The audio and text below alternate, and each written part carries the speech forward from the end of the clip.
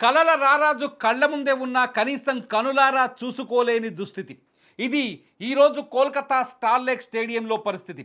Argentina దిగ్గజం Lionel Messi ఒక్కసారైనా చూడాలని వేల రూపాయలు పోసి జనం టికెట్లు కొన్నారు. కొందరైతే లక్షలు ఖర్చు పెట్టి విఐపి పాసులు తీసుకున్నారు. కానీ ఆర్గనైజర్ల వైఫల్యం ఫ్యాన్స్ ఆశలపై నీళ్లు చల్లింది. స్టేడియంలోకి మెస్సీ వచ్చాడు కానీ కేవలం 5-10 నిమిషాలు మాత్రమే ఉండి అక్కడి నుంచి గందరగోళం చూసి వెంటనే వెనుదిరిగాడు.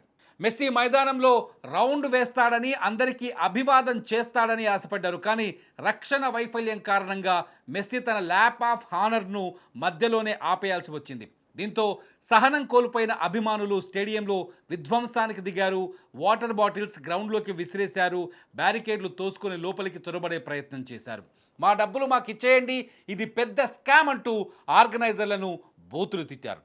విచిత్రం ఏంటంటే రాత్రంతా నిద్ర లేకుండా ఎయిర్పోర్టు బయట పడుగాపులు కాసిన సామాన్య అభిమానులకు మెస్సీ కనీసం కాసేపైనా కనిపించాడు. కానీ జేబులు ఖాళీ చేసుకొని స్టేడియం వచ్చిన వారికి మాత్రం ఆ అదృష్టం కూడా దక్కలేదు. కేవలం డబ్బు సంపాదన కోసమే ఈవెంట్ని నిర్వహించారని, కనీస సౌకర్యాలు కానీ సరైన భద్రత కానీ లేదని జనం మండిపడుతున్నారు.